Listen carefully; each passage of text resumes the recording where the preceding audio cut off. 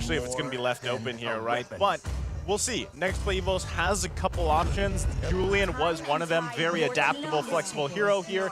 And they rounded out, of course, with the Beatrix. This is very common, once again, the matchup in the gold lane. Yep, perfect. Beatrix, most of the time she was picked this season, have always been in the first 2 picks on the red side. The Julian as well, very hotly contested. ONIC, they go ahead and pick up the Cho. That is not confirmed to be a roam Cho, but nope, I'm going to have to eat my words there. With them picking up the Esmeralda, it'll be Ryota having the Esmeralda in his hands, while the roam Cho will be on the hands of Rapidut. Now for NXPE, they already went ahead and picked it. They go for the Dairoth. So the immediate counter to the Esmeralda. NXPE Evos will have to ban out those strong mid lane heroes though, that they don't want to give to ONIC-PH. I'm going to be thinking about NXPE potentially banning out the Eve. Yes, the lineup of NXPE is already a nightmare for Eves to handle against, but we've seen so far this season that Eves usually don't care because they position incredibly well.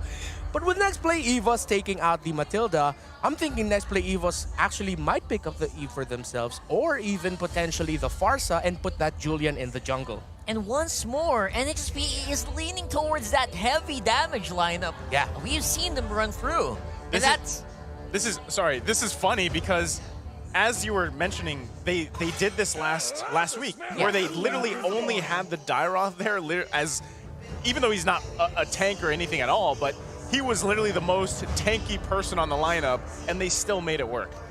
Isn't it risky to do that against a team like ONIC, who seems to be ready to prove something, who seem to be really studying their opponents? I mean, to repeat that must mean a lot of confidence for NXPE here. Yeah, and I like that NXPE are actually considering that. When you're up against a young squad, one of the ways that veterans would want to deal with them is to really throw them off early on, test their ability to make a comeback. How are you going to handle the pressure? Now that one of your favorite picks, the Diggy, is gone, NXPE was saying, okay, you take away our Natalia, but we still have crazy amounts of damage on our lineup.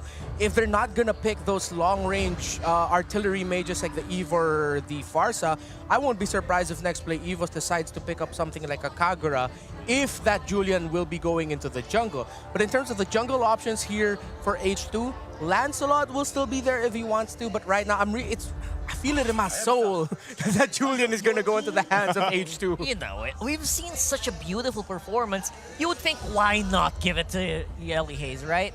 As well as H2O. So for the meantime, I think that the Hayabusa ban is very worthy as well. Yep, just in case. Just because they're all damaged right now doesn't mean they're not going to pick more damage. Yeah. So I love that Onyx also reading into that. Obviously, they have done their homework. Yeah. And that's something you want to see for this young squad here on the blue side. On the right side, in the red side though, I think it's also a pretty easy answer to ban out the Diggy, so that the enhanced chain can do more damage in the team fights, which I think is what they want to go for. Yeah. Yeah, I mean, we're going to see in just a couple seconds here what this next pick is, but I know you're saying, Redmar, you think the Julian's going in the jungle here? There you go. So Ruby is going to be picked up, right? I would love to actually see the Julian go in the hands of Yelly Hayes again, because I just, after seeing him play that before, I think it's going to work great for them. Although I still do believe, generally, if it wasn't Yelly Hayes, I like Julian in the jungle too. Yeah, and with that Ruby, a very old popular combo is Ruby and Eve. So see if NXP will go for that. ONIC, their picks. That's how voice said. Okay, it was Grok. Grok and Selena are their lock-ins. I like it. Because of the crazy amounts of damage that NXPE can pull off, you're gonna need traps and you're gonna need vision to stop from NXPE Evos from getting into position and surprising it, because that's something NXPE Evos does so well even without the Natalia. And they even respected the Grok that Mycophobia had a great game in. But it's gonna be a Paquito in the jungle, and it looks like they're gonna be giving that Julian to Yelly Hayes. So still, looking at the lineup of NXPE Evos, that's damage. That's pure, absolute odd team fight. And their goal will be simple. Get nets. Because the ONIC lineup will be heavily reliant on that 1-1. Yeah, they definitely wanted to go ahead and do those picks. NXPE might bite their lip a little bit there. They miss on the opportunity to counter this massive amount of crowd control that's going to be coming from ONIC without the Diggy. So this should be very interesting, specifically in the mid lane, where I expect a lot of kills to be started off, a lot of team fights to be started by ONIC Philippines because of that Selena and Grok pick. Yeah, as long as the locations of those traps are on point, man, they really can stop that flow of NXPE. If NXPE EVOS can luckily avoid traps, avoid getting Abyssal arrowed, then they have a chance to just surprise ONIC-PH. Yeah, horrible scaling, but definitely great team fight later on here against pure damage output. Let's see what's gonna happen as we load up in the game number 1, the first match of the day, NXPE versus ONIC Philippines. Oh, I'm gonna have to. Oh wow, they brought back something that has like a 50-50 chance of working. That is statistical, guys. 1-for-1 right now. It's a Jungle Cho on the hands of ONIC-PH. Jungle Cho. What? That's what I was wondering as we were loaded up here. I'm like, hold on. Who's the jungler? Who's the jungle for ONIC Philippines? And okay, so we haven't seen this in a while, but maybe it's going to work better this time, right? Already with the Naka plus the Abyssal Arrow, and it's going to work for them as they get first blood here for ONIC Philippines. That's what we were saying. ONIC-PH with that Selena can stop the aggressive tempo NXPE EVOS wants to play by playing around Super Princess Selena. Earlier, we were talking about NXPE trying to throw off the New Bloods on Philippines. It's happening the other way around here.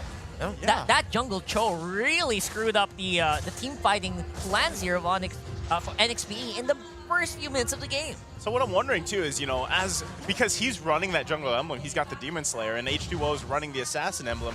You know, how will that match up here? Now, yes, H2O is going to have an amazing damage output on the Paquito here, but in terms of the objectives, like we were talking previously before we got even into the drafting phase, there's been that kind of dynamic shift between completely focusing on objectives the entire game and also looking for scrappy fights, right? Yeah. And I think, again, that's what NXPE EVOS wants to do here. The question is, will they be able to pull that off with what ONIC Philippines has? Yeah, exactly. I'm looking at H2 and James to be the key players for the early turtle fights of this game. Of course, with the raw damage output those two can dish out, it can mess up the plans of ONIC. Let's see how the dynamic of the Cho jungle will work here. How is he going to utilize the Way of the Dragon? Will he just really be using it to kick away members of NXPE, or will he put himself into assassin-like position? I would say it looks pretty good though. As team fighting goes level 4, you don't want to go against a Cho, but Okay, he's going to miss the knockup. He actually used the Retribution as well, trying to focus on James here. So they should have the information of this because H2O still has his Retribution for this first turtle of the game. They're going to spot out Rapidude here. Gets the Enhanced Chains knocked up there. There's going to be the Flicker of the Wild Charge combo, but no kill just yet. Rapidude still up. Let's see if they can actually focus on the turtle. Abyssal not going to land it. There's the chains. Yelly Hayes grabbed a kill for himself. Plus the turtle over here to NXPE EVOS. They're going to be happy with that, an objective and a kill. H2 and James putting themselves in great positions for that turtle, but of course the play there of Yelly Hayes to commit on taking out the tank of ONIC-PH. Rapidude, you saw what he was trying to do. He wanted to land that ultimate right on the edge of that turtle pit so that you get the longer stun and more damage onto H2, but he missed it by, you can't see me put my fingers close together, that much. A little bit. Just by that much. And basically it's becoming really, really scary here for NXPE to take the team fights as well, if you think about it, because of the Cho, but man, the arrows aren't really hitting their marks as much as I thought they should. They're playing, surprisingly, ONIC is playing a little passive, but you know what you have to think about is, you gotta think about who gets more assists, Super Friends or Mycophobia. You got a chance to win that, just type it in on the bottom with hashtag Samson Awesome always wins. Okay, well, I mean, as you're joining the value prediction here, give it a go because this is going to be quite the matchup. As we're seeing a lot of these initiations coming out, whether that's going to be from Sensui or even those Abyssal arrows like you mentioned, they're not exactly finding the targets just yet. Not yet, but it's kind of the same thing when there's a Franco across the board. You can miss all the Abyssal arrows in the world, but if you land one that really counts at some point in the game, it could turn the tide here. A little bit different than a hook, but could still be the same effect. Yeah, speaking of turning the tide here, H2, the early game for a Paquito, he already has the item he needs. He already picked up the Hunter Strike. That's all you need. Really, when you're an Assassin Emblem Paquito, when you have the Hunter Strike, you're good. You're happy with the damage output you can dish out. So, as expected, they're going to go for an aggressive play up top. Mycophobia leaving the charge here against Ryota, his former teammate. Is he going to be able to survive? Ryota moves and grooves still able to survive for now. Now Sensui joining the party. Rapidu just around the corner too. Micophobia's got to be careful here. Not sure if they want to commit, but that's going to be a disengage from ONIC Philippines. Now Turtle comes up side of the map. All right, so we're seeing a little bit of an oopsie here, right? Where we're seeing a lot of the crowd controls not really hitting their mark. It's showing, you know, the little bit of what do you call that? Nerves coming in maybe for ONIC Philippines, Raptor? Oh, nerves, maybe? Not really. I think it looks more like great response, and that's a great movement there in the mid. That's going to be a total combination here. Way the Dragon follows up on it. They find the kill on Yelly Hayes. ONIC Philippines going to find one. It gets the numbers advantage. The missile arrow's going to land here. Quite low. Rapidu flickers out. Still going to be alive, though. And now the 2 versus 1 in the mid. Meanwhile, the turret at bottom gets taken out. Actually, at top gets taken out by James. So once again, they're happy with the objective. Now Next Play Evos are focusing on the next one, looking to grab their second turtle of the game. And that's where you see, again, the difference in damage output, the raw damage output that NXPE can dish out with a Hunter Strike there on the Paquito, and of course a Hunter Strike as well. That was for the Dairoth, that was the first item that James built up. That's already a lot of physical damage, and you see both the members of ONIC already scrambling to build those defensive items. Rapidu, as expected, going for the Dominance Eyes first to reduce the healing and of course the damage output of the physical damage, and of course the steel leg plates, or leg plates is a bit of a long word for me, so I just call them the pants. The steel pants on the Esmeralda and the 1-1. They are respecting the damage output that NXPE has, and quite right too. Donut locking in the Blade of Despair as well. Seems to be very, very ready to go for fights here. Wow. You see that? I mean, that's just a little bit of a combination there from James and already taking down Ryota less than half health. So as you just mentioned, Rumar, that's pretty much how much damage he's already packing. And now here in the jungle, they're going to miss Rapidu. Still going to be alive for now.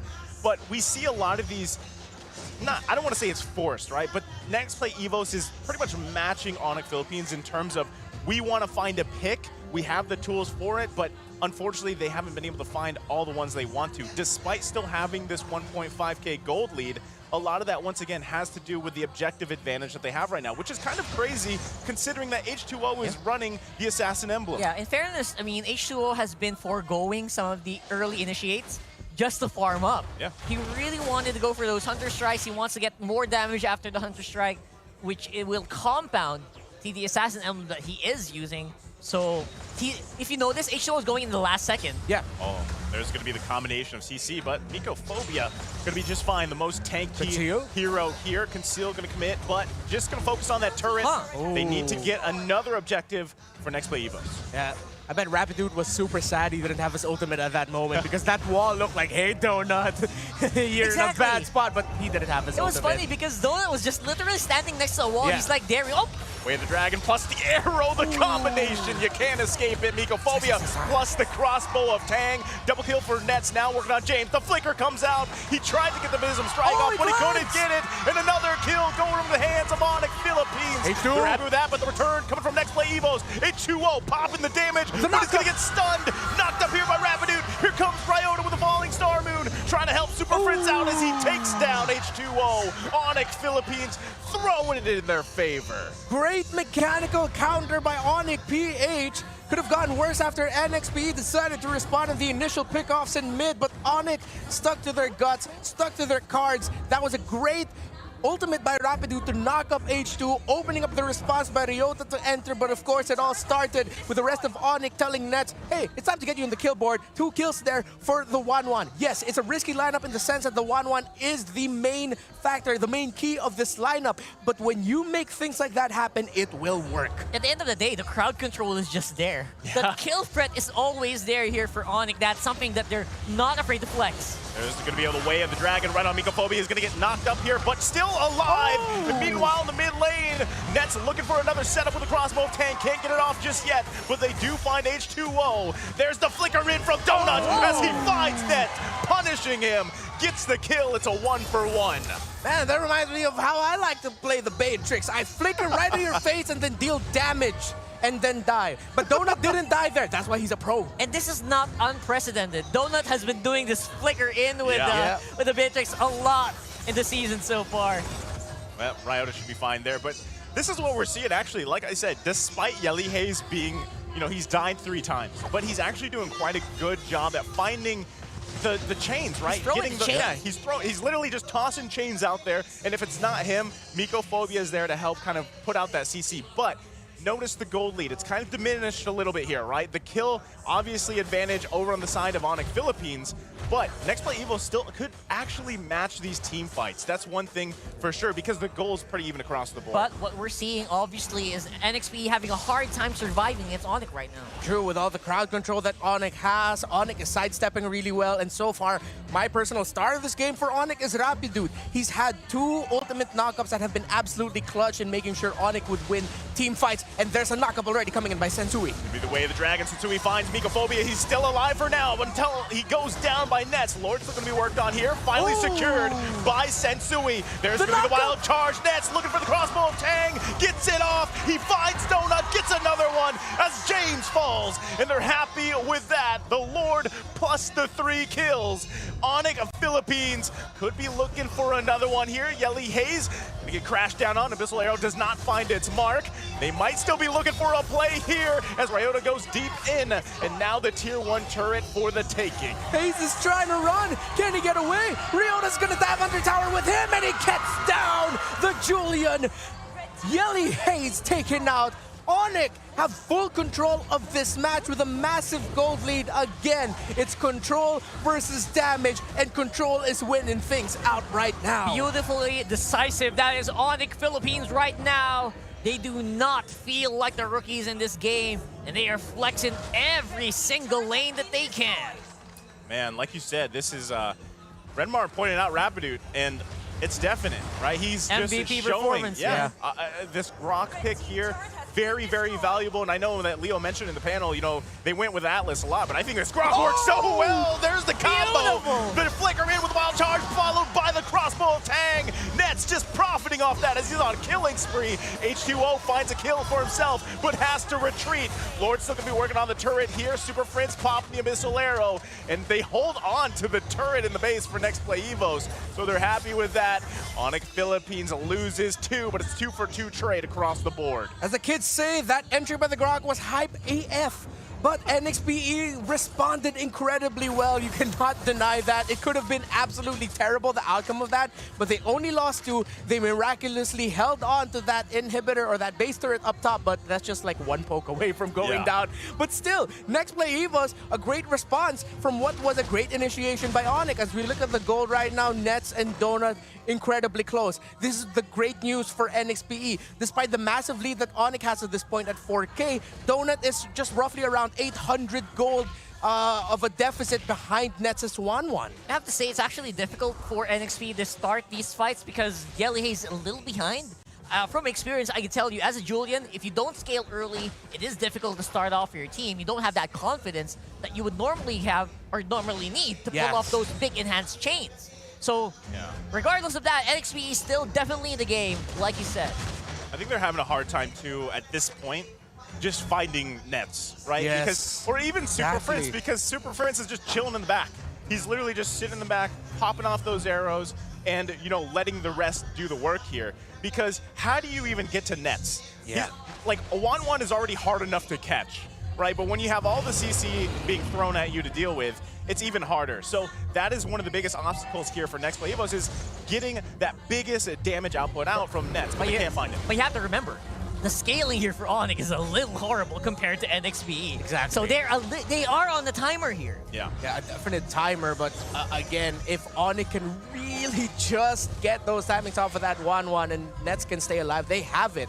But that's the tremendous point you brought up there. NXP have way more options compared to ONIC right now, despite them having this lead. So if NXPE turn it around, if they somehow, and that is the biggest question there, somehow if they can get the Nets, burst him down, they will definitely be able to turn the team fight around. But they have to pick off that 1-1 early. True. They don't even need a lead. They just need to equalize here at this point. Yes. And they should be in a good spot. But again, ONIC is making a statement here. You can't even go out of your base. And NXP is very well aware. I think the biggest factor for both teams, I mean, maybe not so much for ONIC Philippines, but especially for NXPE Evos, is getting Nets to burn that Wind of Nature, right? Because even if you make the initiation, let's say it's Yelly Hayes that gets a knockup, let's say it's Mycophobia, and he buys time, then that allows ONIC Philippines to respond and counter that initiation. So they have to be mindful of that, work around that, and I think we're going to see it here as once again they're on the defensive as Lord also marches up top. Yeah, Immortality already there for Sensui and for Rapidude as well. Let's see if ONIC will go for an aggressive entry, but they're waiting for the Lord. NXPE, they're going to have their work cut out against them. ONIC really, really close. What's going to happen here? Base going to be completely exposed here now as this Lord's going to go ahead and march in for this last turret. Didn't even need it. The powered up minions grab that one, so here we go. Next Playboss has to defend, but the Flicker Wild Charge comes in, and there's the damage from Nets as he gets the crossbow of Tang off again, getting the double, making the triple, and the base falls here. ONIC Philippines taking game number 1. Decisive and precise ONIC